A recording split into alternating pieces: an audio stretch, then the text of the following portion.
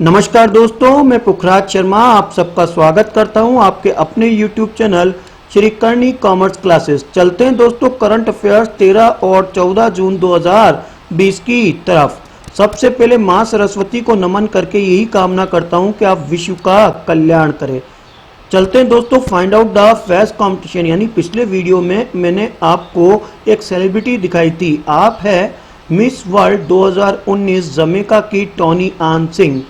इस साल miss world 2019 का 69वां एडिशन लंदन यूके में 14 दिसंबर 2019 को संपन्न हुआ और उसमें जमैका की टोनी आन सिंह को मिस वर्ल्ड 2019 का ताज पहनाया गया। तो दोस्तों राइट आंसर था टोनी आन सिंह। उसके बाद चलते हैं दोस्तों पहली न्यूज की तरफ और आपको लेकर चलता हूं इंडियन चैम्बर्स ऑफ कॉमर्स की 95th annual day of ICC की तरफ, जिसको संबोधित करा हमारे 15वें पीएम नरेंद्र जी मोदी ने एक ऑनलाइन कार्यक्रम के तहत, और उसमें कुछ अपनी बातें शेयर करी, जैसे मन के हारे हार और मन के जीते जीत, और इस वक्त की दवाई सिर्फ मजबूती है। जी हाँ दोस्तों, भारत आत्मनिर्भरता की ओर बढ़ रहा है और भारत में अब ज़्यादा से ज़्यादा वस्तुओं का निर्माण करके निर्यात करने की आवश्यकता है। भारत जो कि कोरोना के साथ साथ भूकंप, चक्रवाती तूफान, बाढ़ और टिड्डी दल के प्रकोप के साथ अनेक चुनौतियों का सामना कर रहा है, और इस मुसीबत की एक ही दवाई है और वह है मजबूती, जिसमें हम बोलते हैं सबका साथ, सबका विकास और सबका विश्वास। दोस्तों इंडियन चैम्बर्स ऑफ कॉमर्स की स्थापना 1925 में कलकत्ता में हुई। इसका प्रधान कार्यालय भी कलकत्ता में है और वर्तमान में इसके director general of Indian chambers of commerce के डॉक्टर राजीव सिंह है। उसके बाद चलते हैं दोस्तों वर्ल्ड ब्लड डोनर डे 2020 जो आज मनाया जा रहा है, यानी 14 जून के दिन। 14 June world blood donor day 2020 होता है और इस साल की थीम है safe blood save lives.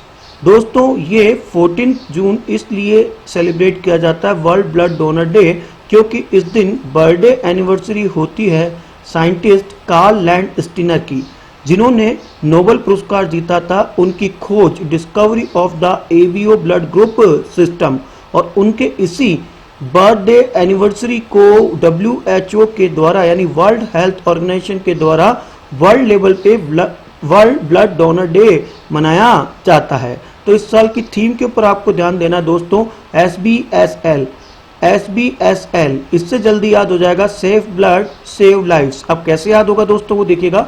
SB का मतलब होता है सभी जनों को ब्लड डोनेट करना चाहिए, और SL का मतलब होता है आपको कि बिल्कुल आपको ब्लड डोनेट करना चाहिए, तो SB से याद हो जाएगा SBSL इस साल की थीम थी।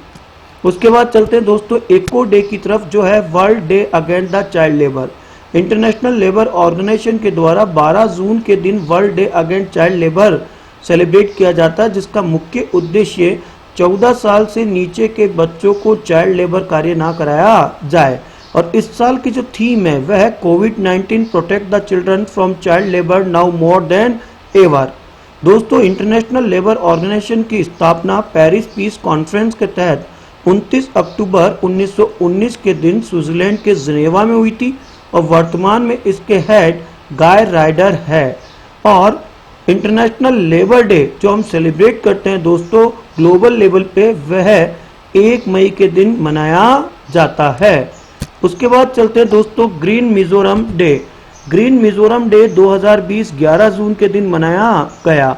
मिजोरम जो नॉर्थ ईस्ट का एक स्टेट है और 7 सिस्टर कंसर्न में शामिल है, वहां पर मिनिस्टर के रूप में, चीफ मिनिस्टर के रूप में जोरामथंगा और गवर्नर के रूप में PS श्रीधरन पिल्लई है। मिजोरम की राजधानी आइजॉल है। उसके बाद चलते हैं दोस्तों international albinism awareness day. Albinism जो कि एक बीमारी होती है दोस्तों जिसमें त्वचा का रंग सफेद और बालों का रंग सफेद हो जाता है, और इस साल की थीम हमने रखी है दोस्तों bad to shine. Made to shine 2020 की थीम है international albinism awareness day 13 June की। चलते दोस्तों इसके बाद खेल जगत की तरफ से, और लेके चलता हूं मैं आपको फेडरेशन इंटरनेशनल फुटबॉल की तरफ। जी हाँ, फीफा की तरफ से अभी फुटबॉल रैंकिंग आई है जिसमें भारत को 108वीं लेटेस्ट रैंकिंग दी गई है और फर्स्ट, सेकंड, थर्ड, फोर्थ के ऊपर बेल्जियम, फ्रांस, ब्राजील और इंग्लैंड है। दोस्तों फीफा फुटबॉल का रेगुलेटर और इंटरनेशनल रेगुलेटर है और एक एसोसिएशन है जिसको हम federation international D football association के नाम से जानते हैं, जिसकी स्थापना 21 मई 1904 के दिन फ्रांस पेरिस में हुई, परंतु इसका मुख्यालय स्विट्जरलैंड के ज्यूरिख में और वर्तमान में गियानी इन्फेंटिनो फीफा के प्रेसिडेंट के रूप में है। फोटो में आपको सुनील छेत्री भारतीय फुटबॉलर नजर आ रहे हैं। उसके बाद चलते हैं दोस्तों रेस्ट इन पीस यानी आनंद मोहन जुत्सी गुलजार देवलवी की तरफ। जी हाँ, जाने माने उर्दू पोइट गुलजार देलवी अब इस दुनिया में नहीं है। उनका हार्ट अटैक के चक्कर में और कोरोना वायरस से संक्रमण के चलते मृत्यु हो गई। दोस्तों यहाँ पर आपको पोइट गुलजार देलवी के बारे में जानना जरूरी है। उर्दू की जानी मानी साइंस की एक पत्रिका आती है दोस्तों, जिसको साइंस की दुनिया के नाम से जानते हैं। ये मैगजीन या पत्रिका जो 1975 में लॉन्च की गई और गवर्नमेंट ऑफ इंडिया के द्वारा उर्दू में पब्लिश की जाती है, साइंस की दुनिया। इसके एडिटर आप ही थे, आनंद मोहन जुत्सी गुलजार देलवी, जो अब इस दुनिया में नहीं है। उसके बाद चलते हैं दोस्तों एक और रेस्ट इन पीस की तरफ और खेल जगत क्रिकेट की तरफ से एक अच्छी खबर नहीं आ रही है। जाने माने वेस्ट बंगाल के बसंत राजा जी अब इस दुनिया में नहीं है। जी हाँ, ओल्डेस्ट लिविंग रणजी क्रिकेटर वसंत राय जी अब इस दुनिया में नहीं है और 100 साल की उम्र में उनका इंतकाल हो गया है। और इस खबर को सुनकर मास्टर ब्लास्टर सचिन तेंदुलकर और युवराज सिंह ने इनको श्रद्धांजलि दी है। दोस्तों 100 साल की उम्र के अंदर आपका इंतकाल हुआ है। आप इंडिया के जाने माने ओल्डेस्ट फर्स्ट क्लास क्रिकेटर भी रह चुके हैं और इन्होंने जो अपने 9 फर्स्ट क्लास मैचेस खेले थे 1940 के दशक से स्टार्ट करी थी, उसमें इन्होंने स्कोर करा है टोटल 277 रन। तो हम कह सकते हैं रिप टू मिस्टर वसंत राय जी। उसके बाद चलते हैं दोस्तों एक खबर की तरफ, भारतीय खबर की तरफ यानी नेशनल न्यूज की तरफ। और के वेणुगोपाल सर का कार्यकाल एक्सटेंड कर दिया गया है 1 साल के लिए। जी हाँ, भारत के संविधान के अनुच्छेद 76 के तहत अटॉर्नी जनरल अपॉइंट किया जाता है। अटॉर्नी जनरल के रूप में वर्तमान में 15वें के वेणुगोपाल है, जिनका कार्यकाल 30 जून 2020 को समाप्त हो रहा था। और आखिरकार 14वें राष्ट्रपति सर रामनाथ कोविंद के प्रसाद के तहत इनको 1 साल का कार्यकाल एक्सटेंड कर दिया गया है। दोस्तों भारत के संविधान के अनुच्छेद 76 के तहत अटॉर्नी जनरल एक पोस्ट होती है और इसकी स्थापना 28 जनवरी 1950 के दिन की गई थी और पहले अटॉर्नी जनरल ऑफ इंडिया होने का सौभाग्य MC स्टेलवेट को है। और 15वें अटॉर्नी जनरल के रूप में के वेणुगोपाल आपको स्क्रीन पे नजर आ रहे हैं, जिनका कार्यकाल 1 साल बढ़ा दिया गया है। इनका कार्यकाल 30 जून 2020 को 3 साल का कंप्लीट हो रहा था। अब यहाँ पर आपको अटॉर्नी जनरल ऑफ इंडिया के बारे में जानना जरूरी है।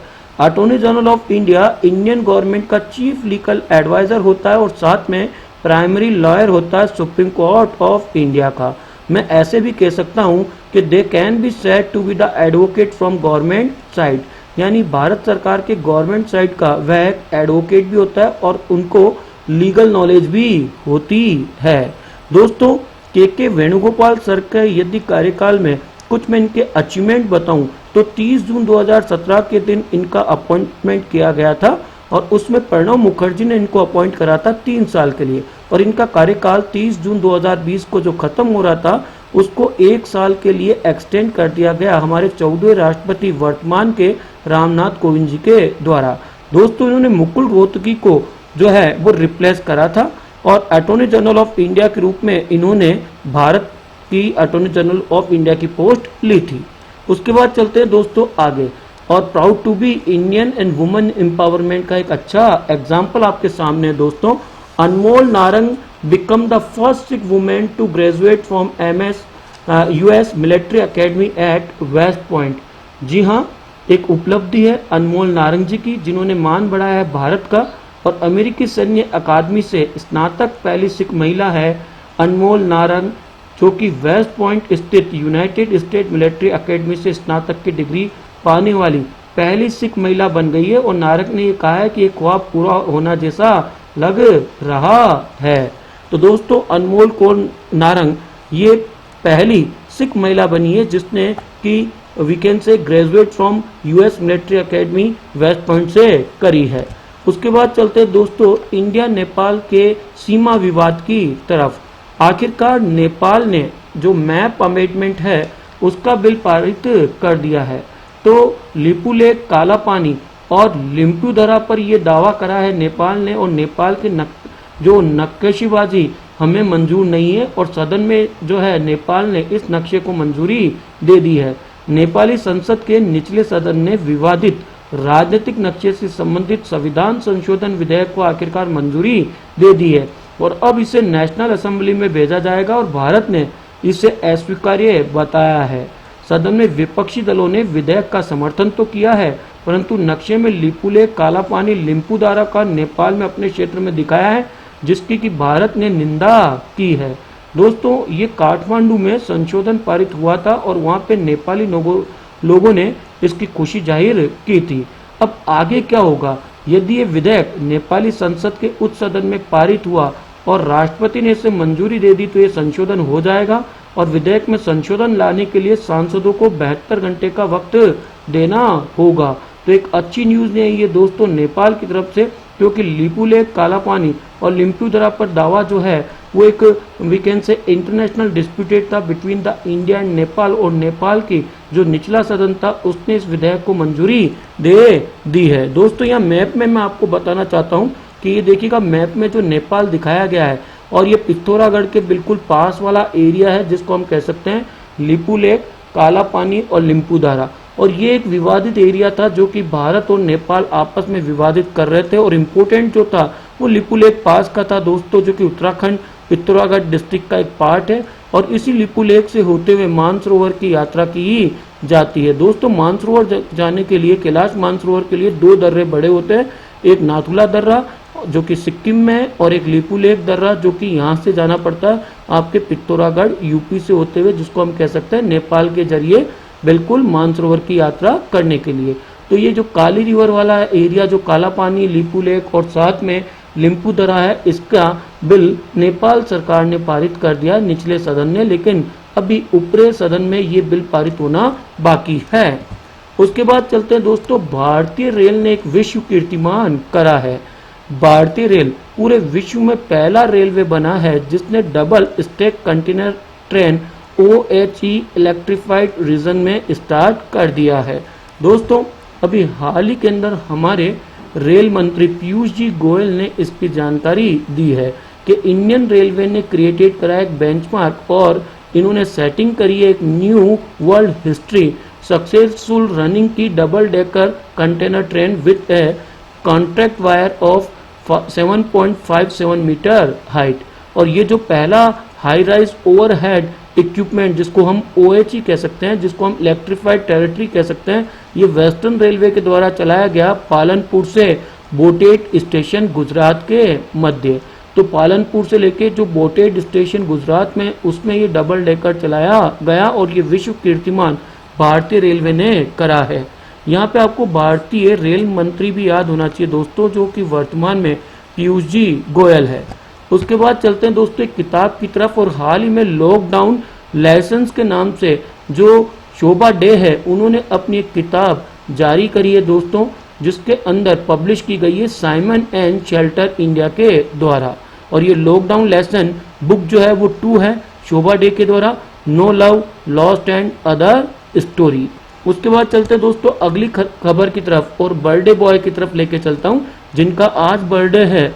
वह है विश्व की सबसे बड़ी ताकत अमेरिका के 45वें राष्ट्रपति डोनाल्ड ट्रंप, और जिनका कल बर्थडे होगा वो है चाइना के राष्ट्रपति शी जिनपिंग। जी हाँ, 14 जून के दिन अमेरिका के राष्ट्रपति का बर्थडे आता है, और उसके अगले दिन शी जिनपिंग यानी चाइना के राष्ट्रपति का बर्थडे आता है। दोस्तों यहाँ पे मेरा प्रश्न आपसे है, हमारे PM नरेंद्र सिंह मोदी का बर्थडे कब आता है? उनका बर्थडे आप कमेंट बॉक्स में जरूर लिखिएगा। चलते हैं दोस्तों उसके बाद अगली स्लाइड पे और आपको लेके चलता हूं दोस्तों कोविड-19 कोरोना वायरस यानी पैंडेमिक डिजीज की तरफ। और एक अच्छी खबर नहीं आ रही है, highest total corona virus cases में भारत चौथे स्थान पे आ चुका है, जिसने यूके को डिफीट कर दिया है। इस भारत के आगे रशिया, ब्राजील और यूएस है दोस्तों। और ये खबर जब तक मैं लिख रहा था तब तक ये जो 4th पोजीशन है उस पे इंडिया था। और आए दिन भारत में अब कोरोना वायरस के मरीजों की संख्या बढ़ती जा रही है। तो दोस्तों यहाँ पे एक ही शब्द मैं आपके साथ में कहूँगा, स्टे होम सेफ लाइफ। यदि जरूरत हो तभी आप बाहर निकलें, अन्यथा बाहर ना निकले और सरकार के द्वारा दिए गए दिशा निर्देशों का पालन कीजिए। उसके बाद चलते हैं दोस्तों जीएसटी। अभी हाल ही में जीएसटी काउंसिल की जो 40वीं मीटिंग हुई थी उसमें हमारी फाइनेंस मिनिस्टर निर्मला जी सीतारमन ने late fee for past return जो है वो हटा दी है। जी हाँ, major the clean up pendency return जो भरना पड़ेगा उसमें late fee for non furnishing form, जिसको हम जीएसटीआर 3 भी बोलते हैं दोस्तों, जो टैक्स पीरियड जुलाई 2017 से लेकर जनवरी 2020 के दिन जो भरा जाता है उसमें रिड्यूस कर दी गई है और वैप कर दी गई है। इसके तहत निल लेट फी जो है वो नो टैक्स लायबिलिटी के साथ आपको फिल करनी पड़ेगी और मैक्सिमम लेट फी यदि बाद में होती है तो 500 रुपया पर रिटर्न इसमें किया गया है, जिसमें कोई भी टैक्स लायबिलिटी हो सकती है। तो ये जो रिड्यूस की गई है rate of the late fee, ये अप्लाई होगा जीएसटीआर 3B के लिए रिटर्न के द्वारा, जो कि 1/7/2020 से 30/9/2020 के बीच में भरा जाएगा। दोस्तों यहाँ पे एक चीज और आपको जानना जरूरी है कि कोविड-19 का जो लॉकडाउन पीरियड है उसमें भी आपको जीएसटीआर 3B तो भर के ही देना है और इसको एसएमएस के द्वारा भर के देना है। चाहे आपकी जो है मंथली सेल को रिटर्न को नील शो करना है, यानी जो आपकी मंथली सेल थी वो तो कोविड-19 पैंडेमिक डिजीज के चक्कर में जो आपका जीरो लायबिलिटी है उस जीरो लायबिलिटी को भी आपको रिटर्न को फिल करके देना है, क्योंकि एसएमएस के द्वारा ये भरना जरूरी है और इसके लिए कोई भी आपकी लेट फी नहीं रखी गई है। उसके बाद चलते हैं दोस्तों रामानंद सागर के जाने माने एपिसोड, एक धार्मिक एपिसोड रामायण ने वर्ल्ड रिकॉर्ड क्रिएट करा है। जी हाँ, अभी कोविड-19 के तहत दिल्ली दूरदर्शन ने रामायण की रिपीट टेलीकास्ट जो है वो जारी करा था और इसने वर्ल्ड रिकॉर्ड बनाया दोस्तों। रामायण ने हाल ही के अंदर 7.7 करोड़ व्यूवर्स के साथ पूरे ग्लोबल लेवल के ऊपर इस टीवी सीरियल रामायण ने, जो रामानंद सागर डायरेक्टेड है, इसने मोस्ट वॉचेड शो 16 अप्रैल तक वर्ल्ड रिकॉर्ड बनाया है। आज तक विश्व में कोई ऐसा सीरियल नहीं है जिसने ये रिकॉर्ड बनाया है। उसके बाद चलते दोस्तों find out the face competition और चेहरा पहचानो प्रतियोगिता में आज आपको भारतीय जनता पार्टी के मेंबर ऑफ पार्लियामेंट लद्दाख से नजर आ रहे हैं स्क्रीन के अंदर, जिन्होंने आर्टिकल 370 की एक शानदार स्पीच दी थी लोकसभा में। आपको इनका नाम बताना है दोस्तों कमेंट बॉक्स में। और तब तक के लिए पुखराज शर्मा को इजाजत दीजिएगा। जय हिंद, जय भारत।